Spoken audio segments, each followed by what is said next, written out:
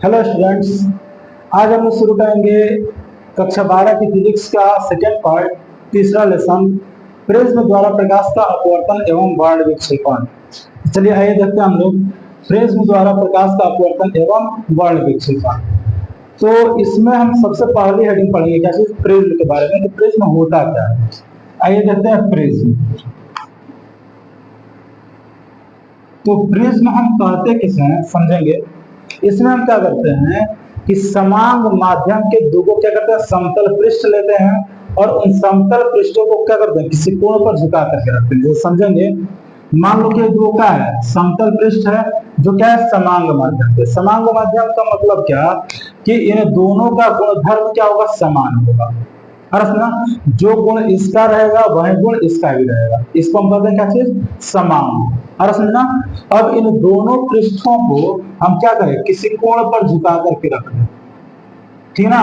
तो इस प्रकार की जो घिरी हुई आकृति होती है, इसे हम कहते हैं क्या चीज, प्रिज्म। और समझना, तो लिखेंगे क्या हम लोग, आइए देखते हैं।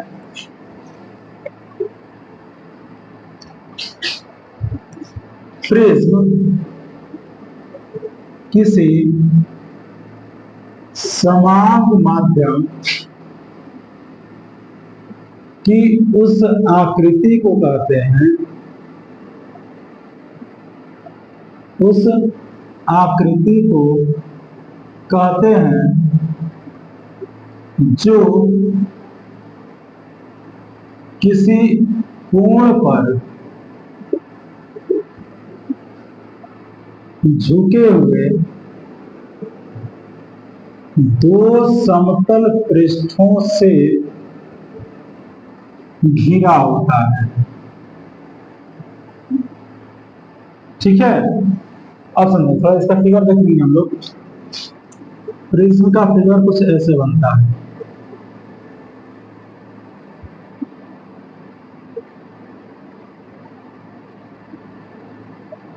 ये है आपका क्या चीज, प्रिज्म। अरे सुनना, और जिस कोण पर हम झुका करके रखते हैं, इसको दिखाते हैं किससे, हम लोग ए से, और इसका नाम होता है क्या चीज, प्रिज्म कोण। ठीक है, और जिस पृष्ठ द्वारा ये क्या होता है, प्रकाश का अपवर्तन होता है, उसे कहते हैं हम लोग अपवर्तक कोण। क्या बोलेंगे, अपवर्तक कोण। ठीक है ना।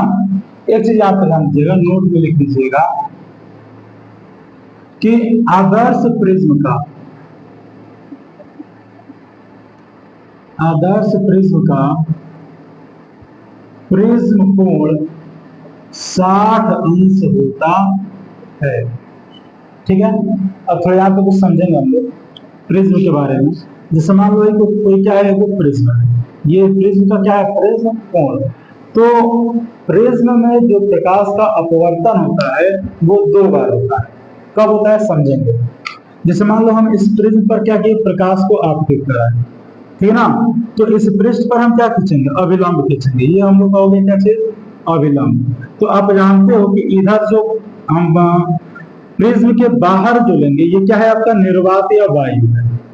ना, तो जब विरल माध्यम से सघन माध्यम में प्रवेश करेगा तो ये क्या होता है, अभिलंब की ओर झुक जाता है। यदि हम देखें तो इसका वास्तविक मार्ग ये है, तो इसको हम क्या करेंगे, झुकाएंगे किधर, अभिलंब की ओर। लेकिन फिर जैसे ही इस पृष्ठ पर पड़ेगा, तो फिर इस पृष्ठ के लिए हम लोग का अभिलंब क्या होगा, ये होगा। अब ये आपका हो गया सघन, ये हो गया विरल, और जब सघन माध्यम से विरल माध्यम में जाएगा तो देखिए इसका वास्तविक मार्ग ये है। तो अब क्या पढ़े हो कि सघन माध्यम से जब विरल माध्यम में प्रवेश करता है तो वो अभिलंब से दूर हट जाता है।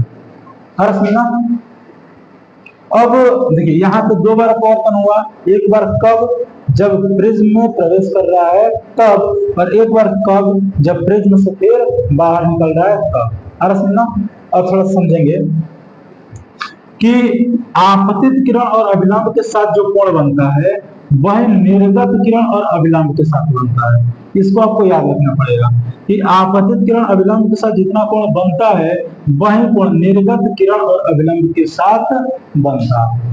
अरे सुनना, ये थोड़ा प्रिज्म का गुण मान लो चाहे नियम मान लो।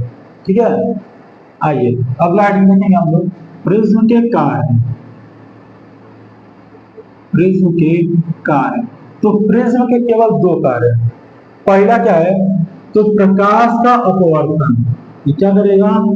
प्रकाश का अपवर्तन।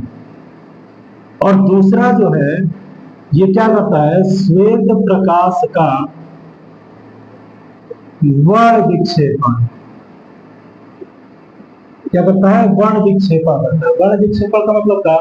कि जब श्वेत प्रकाश किसी प्रिज्म पर आपतित होता है तो वो उसको 7 रंगों में क्या करता है? विभक्त करता है।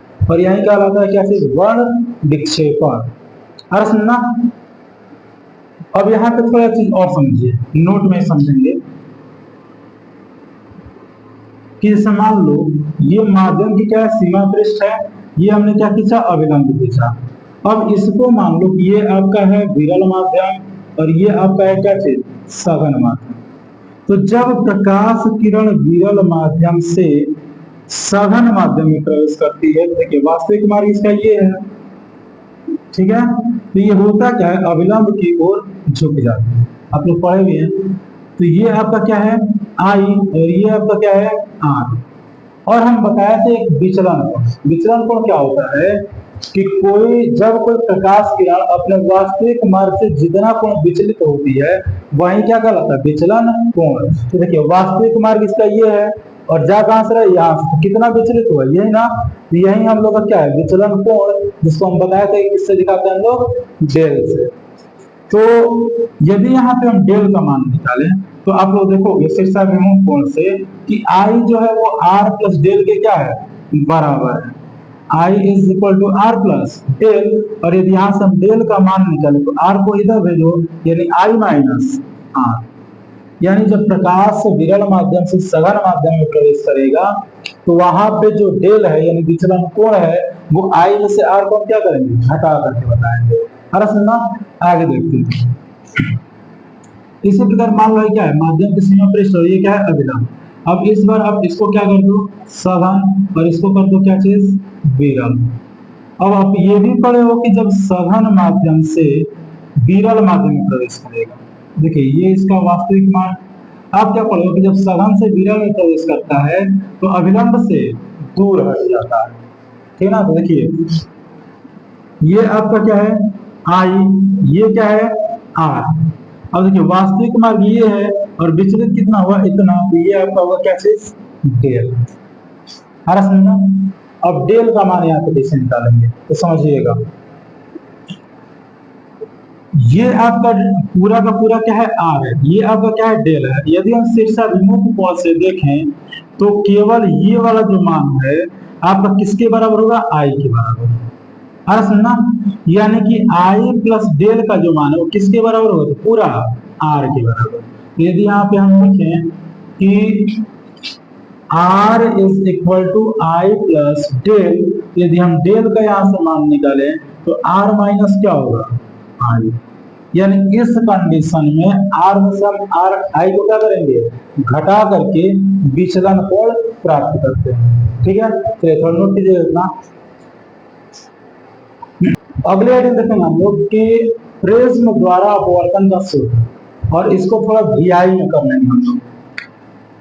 वेरी इंपॉर्टेंट क्या चीज? तो प्रिज्म द्वारा अपवर्तन का सूत्र, ठीक है? चलिए समझेंगे। तो इसको समझने के लिए सबसे पहले हम क्या समझेंगे? फिगर के बारे में। आइए फिगर समझते हैं। मान लो कि ये आपका क्या है?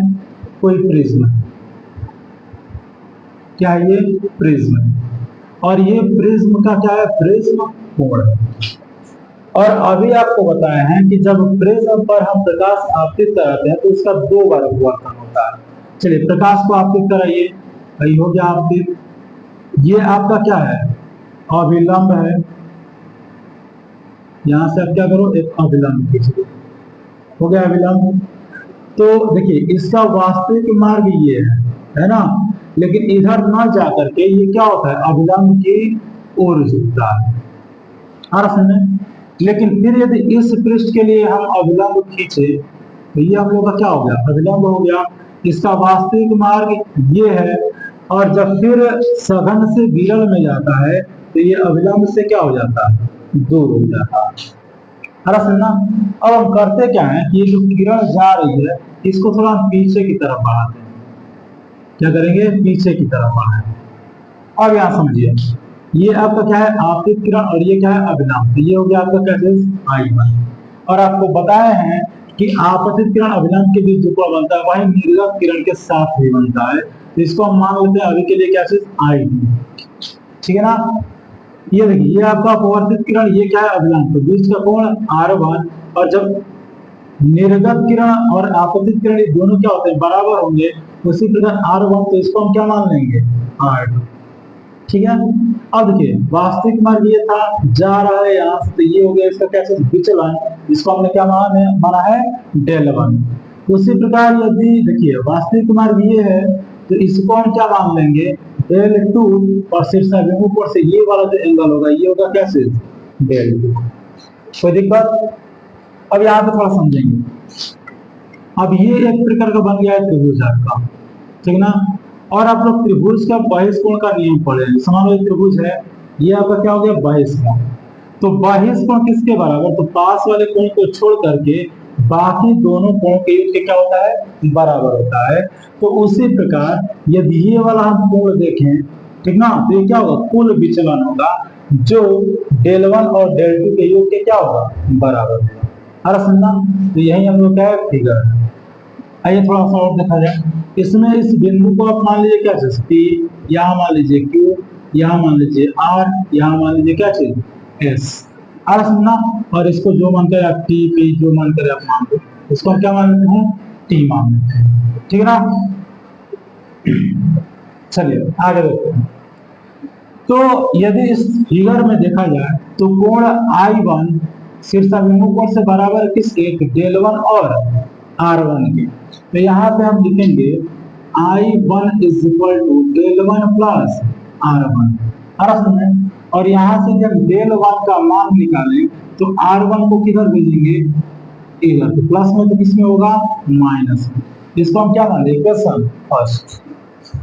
अब उसी प्रकार इधर देखा जाए तो यहाँ जो I2 है ये किसके बराबर है, तो डेल2 प्लस R2 के। ठीक है ना। आइए देखते हैं। तो यहाँ पे जो I2 होगा ये हो जाएगा डेल2 प्लस R2, और यहाँ से डेल2 का हम मान निकाले तो R2 को इधर भेजो तो I2 माइनस क्या होगा, R2। और इसको इक्वेशन क्या मान लीजिए, 2 मान लीजिए।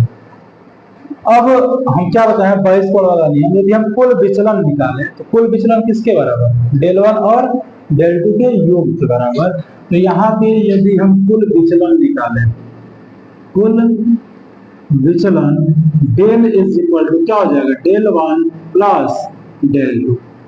चलिए मान रखते हैं, ये आपका डेल हो गया, डेल1 का मान कितना, तो I1 माइनस R1, और इसका मान दिया गया I2 माइनस R2। अब हम क्या करेंगे कि I वाले को पास कर लेते हैं और R वाले को एक साथ कर लेते हैं। तो डेल बराबर हो जाएगा I1 प्लस I2, और इन दोनों में देखिए माइनस दिया गया है, तो कॉमन लेंगे तो दोनों के दोनों किस में हो जाएंगे, प्लस में हो जाएंगे। और इसको इक्वेशन हम मान ले रहे हैं क्या चीज, थर्ड। और सुनना, अब हम यहाँ पे क्या करेंगे, देखिए इसमें दो चीज अभी और हमें लेना है। एक हम लेंगे चतुर्भुज PQRS, अरे सुनना, और एक त्रिभुज लेंगे हम लोग PRS, अरे सुनना, जिससे हमें A का मान निकल जाएगा और S का मान निकलेगा। आइए देखते हैं। तो सबसे पहले हम लिखेंगे क्या चीज, चतुर्भुज PQRS में। और आप जानते हो कि चतुर्भुज के चारों कोणों का योग कितना होता है, 360 अंश। वही हम लिखेंगे, क्या लिखेंगे, कोण B प्लस कोण Q प्लस कोण R प्लस कोण S बराबर कितना, 360। और यदि आप देखा जाए कि P कितने अंश का है, चतुर्भुज ये है हम लोगों का PQRS, तो ये पूरा वाला जो दिया गया है कितने अंश का कोण होगा। तो देखिए ये आपका क्या है, पृष्ठ है, ये क्या है, अभिलंब है। तो जब अभिलंब खींचे हो तो इधर आपका बनेगा 90 अंश, तो इधर भी कितना अंश का बनेगा, 90 अंश का। सतह पर अभिलंब खींचे हो यानी कोण कितना हो जाएगा, 90। Q को हमने क्या माना है, प्रिज्म कोण A, उसी प्रकार देखिए आर पर भी हमने क्या खींचा है, अभिलंब खींचा है, तो आर भी कितना होगा 90, और कोण ए समय नहीं पता तो इसको ज्यों का त्यों रहने दीजिए। अब बताइए 90 90 180 प्लस ए कोण एस इज इक्वल टू 360। तो कोण एस का यदि हम मान निकालें तो दोनों उधर जाएगा, तो ये जाएगा तो 360 में से क्या होगा, घटेगा, तो ये हो जाएगा 180 अंश माइनस ए। ये हो गया किसका मान, एस का मान। अब हम क्या करेंगे, एक त्रिभुज लेंगे पी आर एस, ठीक है ना, यहाँ पे लिखेंगे त्रिभुज पी आर एस में, अब देखिए त्रिभुज के तीनों कोणों का मान 180 अंश होता है, तो यहाँ पे लिखेंगे कोण P प्लस कोण R प्लस कोण S बराबर 360। अब यहाँ पे P हमें 90 नहीं लेना है, क्यों नहीं लेना है, क्योंकि बस आप इस त्रिभुज में ली हो तो कोण आपका केवल इतना बन रहा है, अर्थ ना, जिसका मान कितना, तो R1 और R का मान कितना R2, और कोण S का मान यहाँ पे आप निकाले हो 180 माइनस ए, और ये हो गया किसके बराबर, 360 के बराबर। तो मैंने त्रिभुज के तीनों कोणों का योग कितना होता है 180, यहाँ पे क्या लिखेंगे हम लोग 180। अब यहाँ थोड़ा ध्यान दीजिए, 180 से 180 क्या हो गया, खत्म, तो R1 प्लस R2 जो होगा ये किसके बराबर, 180 अंश के बराबर।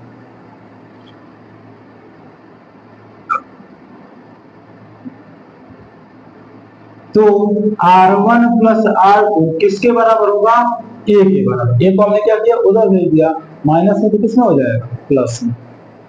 अब यहाँ पे हम एक चीज देखेंगे, अल्पतम विचलन के लिए,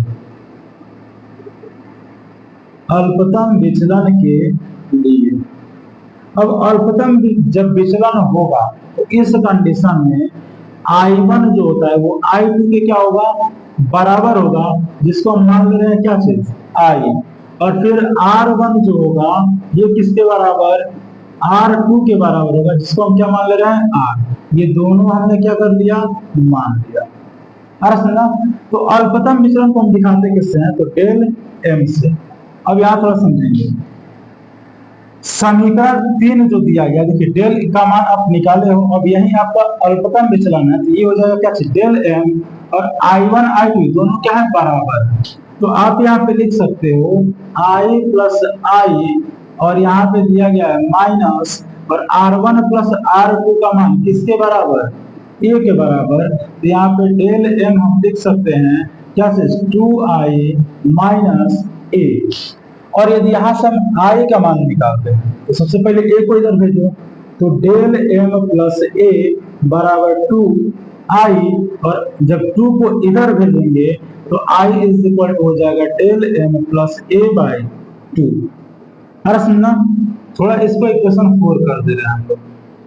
अब यहाँ पे कितनी आ जाएगा, समीकरण 4 से, तो बताइए R1 R2 दोनों का मान क्या करना है, R करना है, ये किसके बराबर, A के बराबर, तो R 2R, तो R का यदि यहाँ से मान निकाले तो ये हो जाएगा कितना, A बाई 2।